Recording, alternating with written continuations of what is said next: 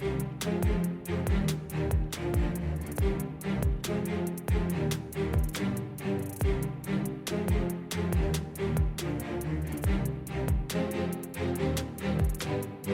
into the Yards After College podcast powered by KSLSports.com. I'm your host, Kyle Ireland, and not alongside me this week is the one and only Sam Farnsworth. He's out. He's down and out for the count this week, and we wish him a get well soon, and hopefully he'll be back and in full form, ready to go next week after week 4 of the NFL season. But this week, to recap week 3, I wanted to have on our Utah Utes insider, because there are so many former Utah guys that are just making outstanding plays in the NFL right now, and there's nobody better to talk about it than our one and only Utah Utes insider, Michelle Bodkin. Michelle, it's been a while since you've been on the podcast. Welcome back. Thanks for coming on. Oh, yeah, anytime, Kyle. I love kind of switching gears a little bit and talking more about the NFL side of things rather than college. It's funny because, like, this state is like so consumed when it's not like the Jazz and that like brings everybody together. You've got BYU, Utah State. You've even got, the FCS schools in Weber State, SUU, and Utah Tech that, kind of separate all the fan bases. But after those guys graduate and leave, some of the time it's like, hey, what are those guys up to? Well, like, we're here to keep track of it, but I know that you keep track of those guys as well. We were talking before we hopped on to record, just kind of reflecting on some of that.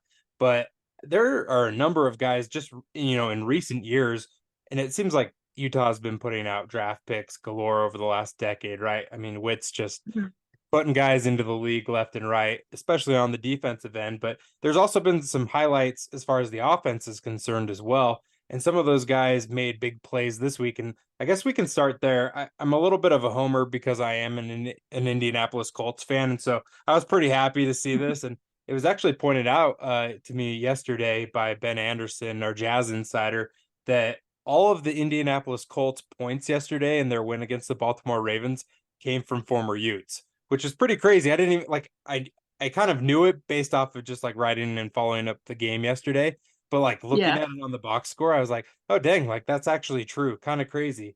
So we've got Zack Moss, former Utah running back, who's now with the Colts, and then also Matt Gay, who just had a historic day yesterday. He made 5 field goals, 4 of which were over 50 yards.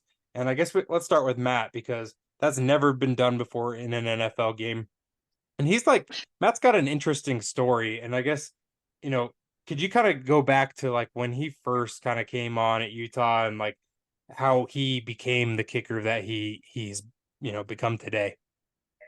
Yeah. So, I mean, take it back to his college days. I think you kind of actually have to start with Andy Phillips, right? So Utah had Andy Phillips for 4 years, automatic Andy. You just could always count on him to hit the field goal when you need it most. And talk about another interesting story. He was a skier and a soccer player. He wasn't a football player. He decided to join the football team kind of on a whim.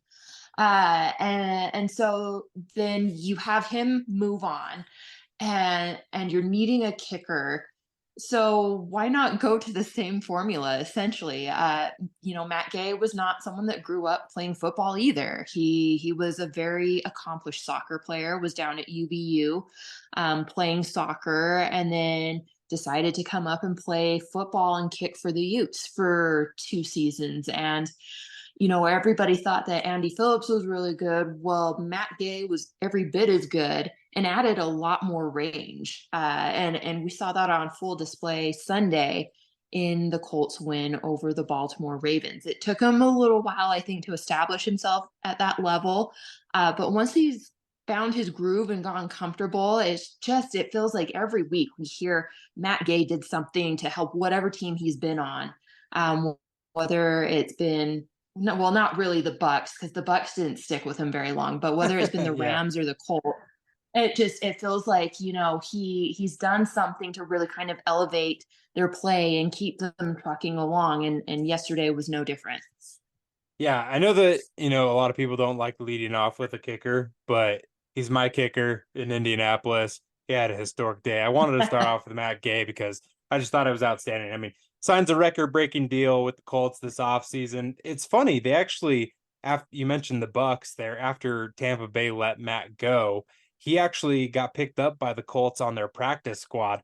And I'm like sitting there thinking back to that. I'm like, they had him in the building, like they could have gotten him like a cheaper price like back then. But Right. my goodness, it all worked out for him. He went to LA, won a Super Bowl ring. Good on Matt. So happy for him and his success, and I'm glad that it's for my team. But I also wanted to touch on Zach Moss, like we talked about a little bit ago when we were introing this. Zach had, I mean, just a weird first few seasons in the league. I don't know how else to describe it. He was just, I don't think he was in the right system, the right fit there with the Buffalo Bills. They just didn't use their running backs like most teams. And Zach, I think, has been a product of that as far as like his stats in the league.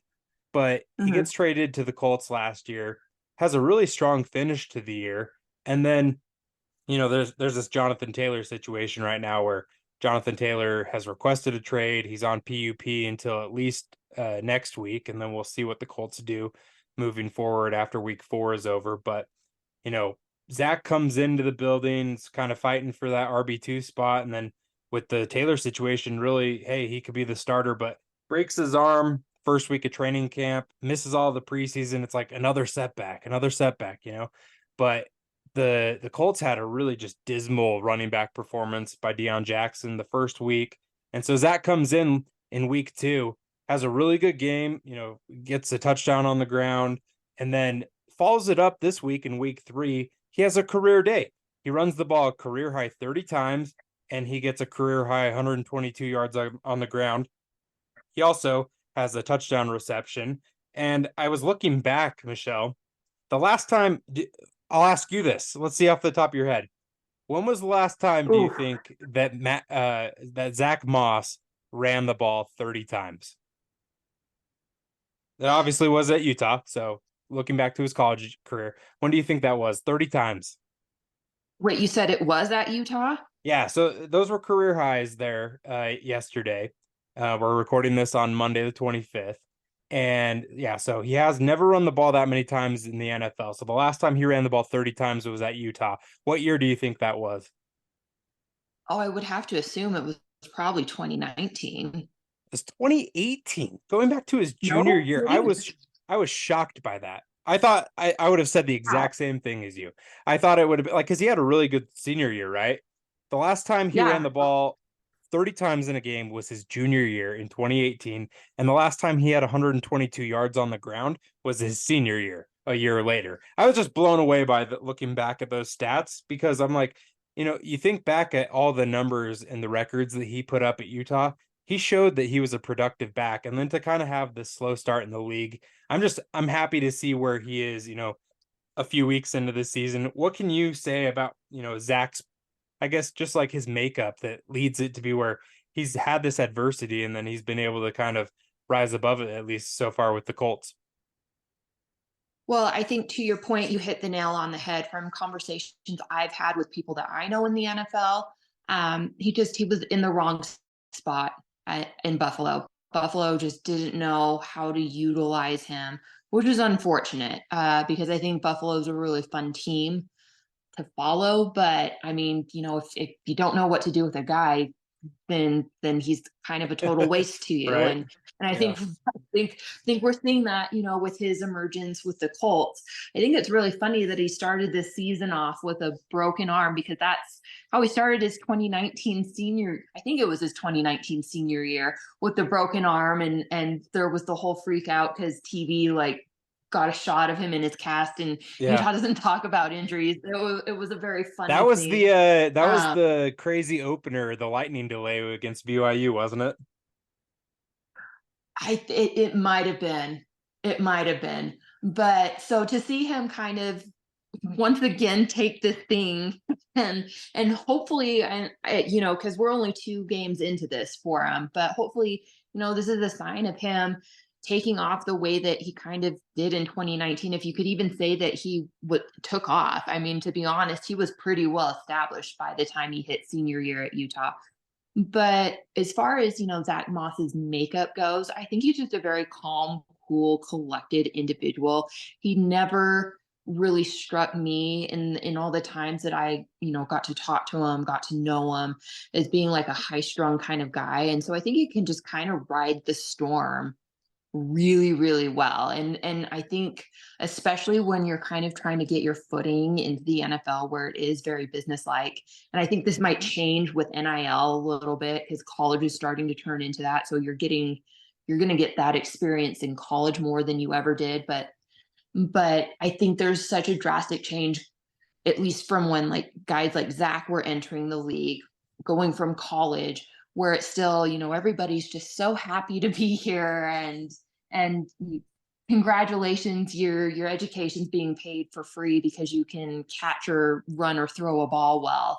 Um, in the NFL, they don't care, and sometimes that can just be a very harsh, brutal reality for guys. But I think Zach just has a mindset of he takes it in, he internalizes it, and he just uses that sort of thing to get better, and to keep his head up and to keep fighting. And I think we're starting to see, that come to fruition now for him. I have to say, because the Colts have three Utah guys from that 2019 team. Obviously, we've talked about two of them. Julian Blackmon's the other one. Yeah. But that 2019 team was probably one of my most favorite to cover just because of the personalities that we got. Matt Gay, Zach Moss, Julian Blackmon. I could list off several other guys, just like phenomenal, phenomenal human beings, as well as really great football players. And it's so fun to see a lot of these guys currently balling out in the NFL right now. Yeah, another guy on that team that I want to talk about in a minute is Tyler Huntley, and we won't forget about him as well because he's kind of got an interesting story going on right now with the Ravens. But before we get to him, I just wanted to ask you kind of about, I guess this rookie class is kind of interesting for our local players. There's been some guys that have already been injured, and you've got Braden Daniels who comes into the Washington organization and he's out for the whole season with an injury. And you've got Kincaid, who I think he's gonna find his rhythm with the Bills. I thought that he would have a faster start than he did. He's been productive, but he hasn't found the end zone yet through 3 weeks, and I'm just kind of waiting for that moment to happen. But you've got Diabate, you've got some other guys that are younger in this league. Who would you say, Michelle, is like the guy to look for next as like a breakout guy? Like we've talked about, Matt Gay, Julian Blackmon, Zach Moss, even, you know, Tyler Huntley or, Mitch Wishnowsky is another guy that's really solidified himself in the league. Is it, Devin Lloyd going to rise up to be like a Bobby Wagner, Fred Warner type? Is, what's like the next guy to break out on the scene as far as these like former Utah guys are concerned? Oh, that is a great question. I What? Oh, mean, I, it I feels like, forgot Clark as well. He was inactive yeah. this week, so I didn't see him on I have a list pulled up, so I wanted to make sure.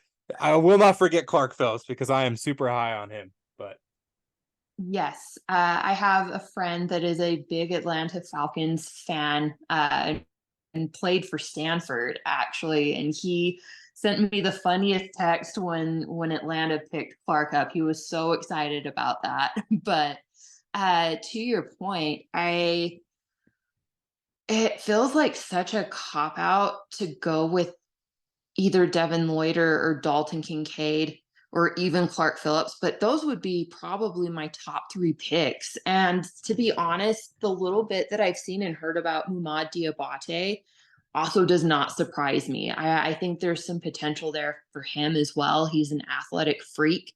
It was really unfortunate that he came to Utah with an injury that he was trying to heal up and that it took him about midseason to get into form, because I think fans really missed out on getting to see what he was fully capable of, which is why we're starting to see him have these opportunities in the NFL at the next level. Um, oh man, but then you know what? Tonight, Monday night, we watch Bryn Covey break off a yeah, 50-plus yard run on a return. It's, oh man, there's a lot of guys that I think could really kind of be up for that. If you point a gun to my head and say who has the longevity, though, I think I might have to go with Dalton Kincaid. I just think that position is such a hot position right now in the NFL. And Dalton, talking about tight ends, and Dalton uh, has the makeup to be like a George Kittle or a Travis Kelsey, which is kind of what everybody in the league wants. Obviously, as you said, like it's maybe taken him a little bit of time, or is taking him a little bit of time to actually get the flow of a game. But once that clicks for him, because that happened at Utah as well, that first year or two that he was there, he maybe wasn't quite as productive. But once he had the opportunity to kind of get his feet under him and really figure things out, he took off and he never looked back. I think he has that opportunity and potential at the NFL level. And I think he's going to be another one of those like big name tight ends that everybody just wants to look for and try and bring onto their roster. Hey, the Bills just need to play against USC, right? Like they play against USC, like he's gonna have his breakout game. That's all. I think that's completely true. I'm just saying, like you play against the Trojans, and Kincaid's gonna have a career day. So, uh, There you go. talking talking about Tyler Huntley earlier, and I just Mhm. I think he's such a fascinating player because the opportunities that we've seen him have in the league, I mean, he's kind of like it's hard because his opportunities have been sparing, but like when he's played pretty well for the most part. He did have some struggles, I feel, late last season, but it's also hard to get into a really good rhythm when like especially when like Lamar Jackson was out with like COVID. He'd like come in for a week and then he wouldn't play the next week, or he'd play for 2 weeks and then he would be out, and then Lamar got hurt, and that's kind of what happened last year. Is Lamar got hurt towards the end of the year, and then ends up making the Pro Bowl of all things, which is just a crazy story in and of itself. But Baltimore obviously likes him enough to have him be their backup quarterback, and did so against the Colts this last week. But I just am curious, where do you think Tyler's like long-term fit in this league is? Do you think that he'll ever, you know, be presented with the opportunity with like another team? Because obviously, like Lamar is signed for the long term now. He signed a new deal this offseason. So, he's clearly Baltimore's franchise quarterback, but he plays a similar style to Lamar. Obviously, they are different athletes, but similar enough that they can run the same offense. And then, we've seen Tyler have success. Is he just is he meant to be a backup for, 10, 12 years in the league, or do you think that he's got the chance to have a shot down, with some other team in the next year or two? Oh, you know, that's going to be an interesting one to watch because it kind of felt like a year or two ago was his opportunity to get that starting role, and it didn't come to fruition.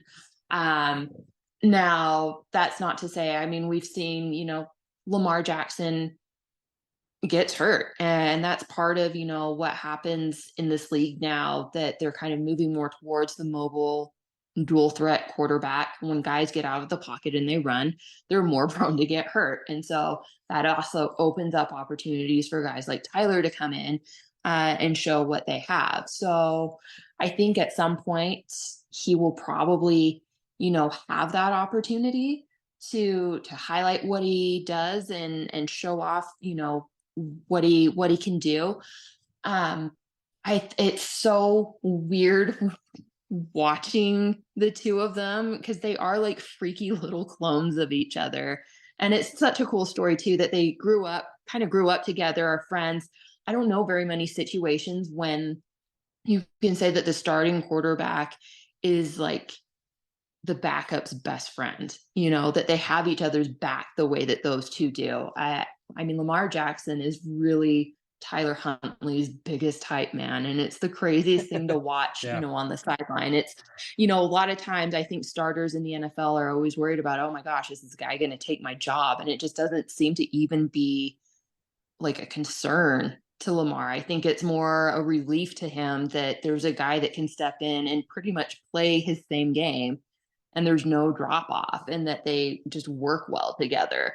So I could see him having a long-term career at Baltimore with Lamar Jackson, just because I think it works well together. They work well together.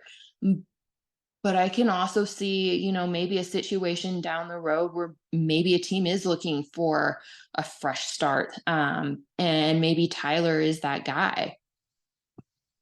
Yeah, I'm curious to see what happens as well because like we've both said, he's shown those flashes. It's just the NFL is so funny when it comes to quarterbacks, right? Like it's very much like Mhm. a what have you done for me lately kind of a thing. And you know, maybe he'll get the opportunity. I think he's on the last year of his deal, if I'm not mistaken. They signed him to one of those weird like restricted free agent tenders again this last season, and so I believe that he'll be able to kind of pick his future route this next off season. But uh, in the meantime, we'll keep an eye on him and see if he gets another chance to play this season. Even if Lamar doesn't get hurt, maybe they're in a blowout situation, garbage time, he comes in and is able to play. But before I let you go, Michelle, I would be remiss if I didn't touch on a couple other quarterbacks in the league with you.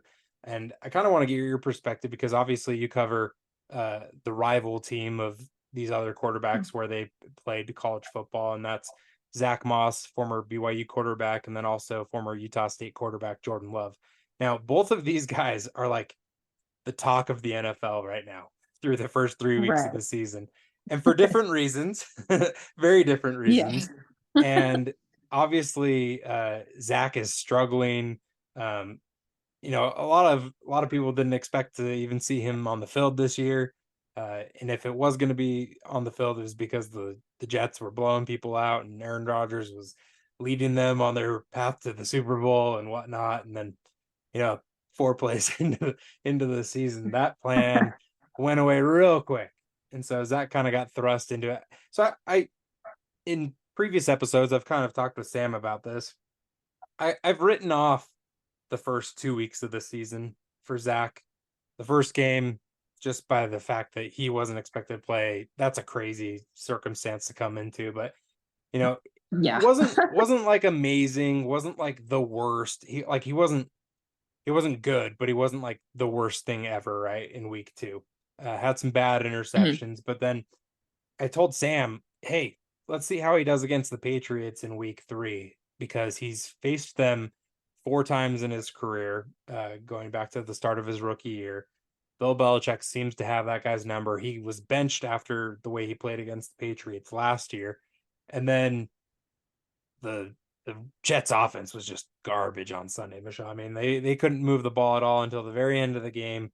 And then, miraculously they could have won the game had they, scored on that Hail Mary at the end of the game, which would have been crazy Mhm. enough. But the talking heads were out today and just ripping Zach to shreds, and a lot of that justifiably so. But you know, Zach comes from a Utah family. Obviously, his brother's committed to Utah and is going to play there for the Utes.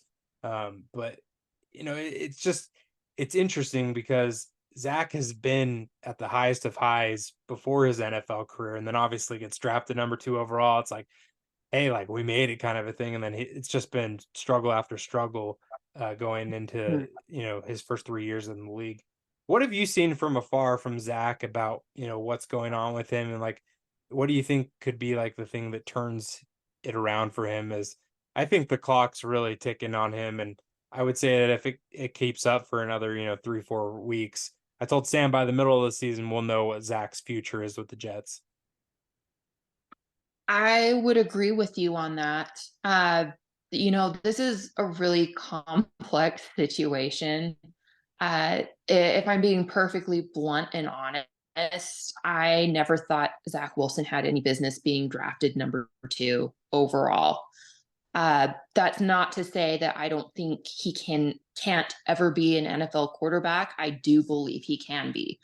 I think he has a lot of things to work with, but the problem is he's a project, and the NFL expects first round guys to pretty much be ready to go. And that just was never Zach. And so this is partially, owning up to the fact that Zach was not ready for that position. And I think he said and did some things that were kind of immature that made the situation worse for him. But on the other hand, there's also some ownership that the NFL needs to take that they won't because because they don't have to. But the way the NFL goes about drafting, especially quarterbacks, is absolutely maddening to me because the only thing it seems like they got in a lot of cases is the flashy things. Can he throw it 60 yards down the field without anybody in his face? Well, yeah, a lot of people can do that. Like, why are we not looking closer at game film? Why are we not, just doing our homework a little bit better? And then you make these huge investments and these guys aren't ready for it. You put them in positions that they are not going to be able to fix. And you look at a team like the Jets, quarterback's always been a mess for them, but it's partially been a mess for them because they also don't deal with and handle other things that need to be addressed, like an offensive line, having pass catchers. For a long time, their defense was also a giant mess. And so you go and you draft these high profile quarterbacks that honestly maybe are still a bit of a project. And you're sitting there hoping that they're going to fix the entire thing, and they can't. Like, that's just so unrealistic. So for someone like Zach, the best case scenario was what they tried to do with Aaron Rodgers, right? Which in some ways I felt like was too little too late. Like, he should have just always been at a team that had an Aaron Rodgers at the helm so that he could sit back and learn for a couple of years and then take over after a certain amount of time. Unfortunately, it didn't work out. Aaron Rodgers was out very quickly, and now we're back to the same old, same old. And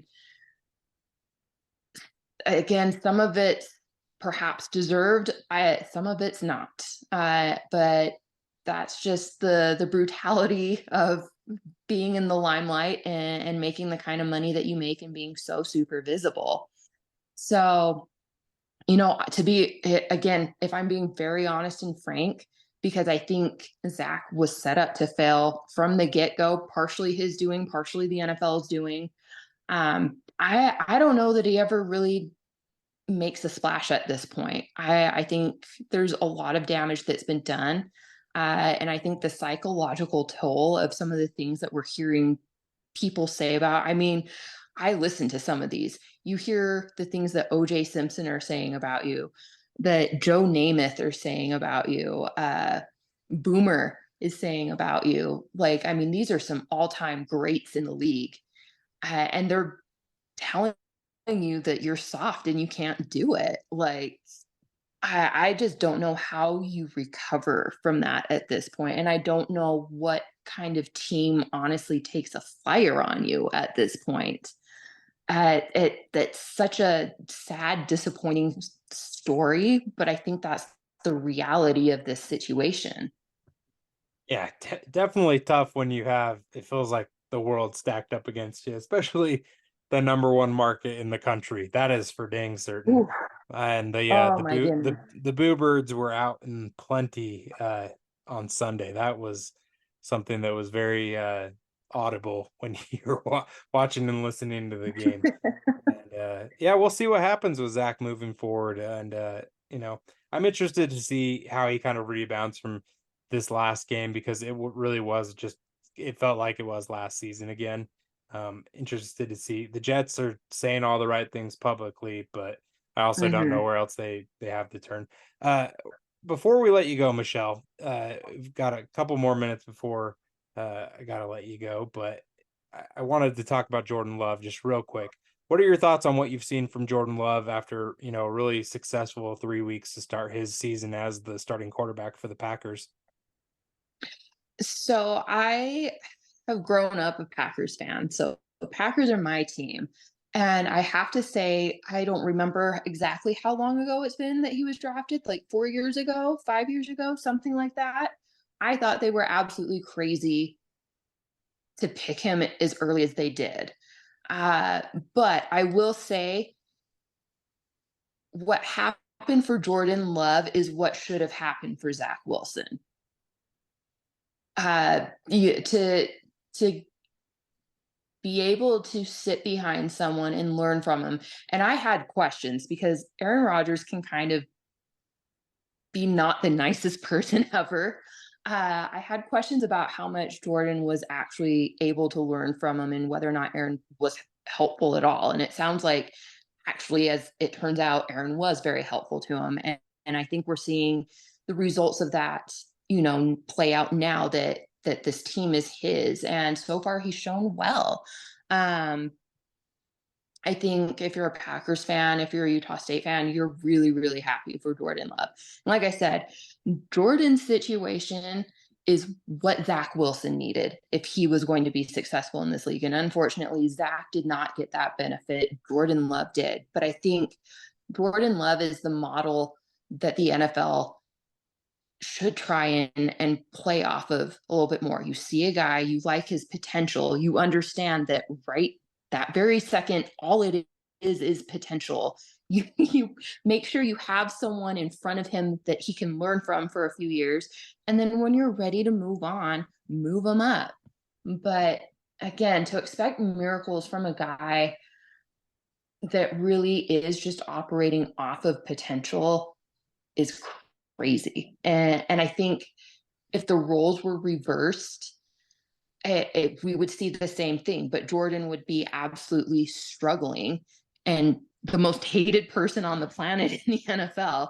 And Zach Wilson would be the hero, right? Like it's so unfortunate how that played out for one, but fortunate how it played out for the other. But for me, I'm happy for Jordan Love. By all accounts, it sounded like he was a really great kid when he was up at Utah State. Very well liked, very well loved. Did some nice things for the Aggies, several years back. And to see him now step up in the NFL and have that same kind of success because he was set up for it is awesome. Yeah, I think it's a good, you can look at one situation and the other and you can compare and contrast and you can be like, hey, when we bring our quarterback in as a rookie, like these are the two cases, which route do we want to go? And you can see how the success rate went with one versus the other. So I think it'll be like a lesson learned for a lot of NFL teams kind of seeing it. And it's interesting that it's, from our local perspective. But Michelle, you've Yeah. got a big matchup this weekend. Let's tease it for the Utah faithful. You've got Oregon State ranked still, but coming off a loss to Washington State, facing Utah, who ended up moving up into the top 10 of the AP top 25 this week. What do you have on deck for our Utah fans leading to the weekend? Yeah. So, I mean, and we're going to take a look at what Jonathan Smith has had to say about, this Utah matchup. Uh, we're going to take a look at, I shouldn't say take a look at, but we're going to keep an eye on, what's happening with the Cam Rising situation, because I know everybody wants to know about that and some of the other injuries in the lead up to. Don't know how much I can or will be able to talk about it, but like we'll definitely be tracking it and try to keep people as up to date as possible on that. But it's a very interesting situation. Utah currently is like 11th in the Pac-12 in total offense, just behind Stanford, and yet they're 4-0 and they're in the top 10 in the AP top 25. Now I'm laughing, and I do believe that this Utah team is a top 10 team. However, they're not going to be a top 10 team for long if they can't get guys back. The schedule is going to start turning the corner to where the model that they've operated off of is not going to work, and they will plummet really fast if they can't get some kind of offense going. So I think they can get away with it this week. I think obviously they can get away with it in the bye week, and I think they can get away with it versus Cal. But after Cal, you're looking at USC, Oregon, and Washington on your schedule. And how things have currently played out will not cut it against any of those teams. You've got to get Cam Rising back. You've got to get your offense going. If you don't, it's going to turn ugly really, really quick. But man, that Utah defense, I mean, we were talking about the 2019 team earlier and all the defensive guys that are currently in the NFL from that team. This defense looks to be of a very similar build and breed, and it's going to be fun to see what happens with this group kind of moving forward. She's the one and only Michelle Bodkin, our Utah Utes insider. You can follow her on all of the social medias at Bodkin KSL Sports. Thanks, Michelle. Appreciate you joining the podcast today. Oh, yeah, no problem, Kyle. Happy to. This has been the Yards After College podcast powered by KSLSports.com.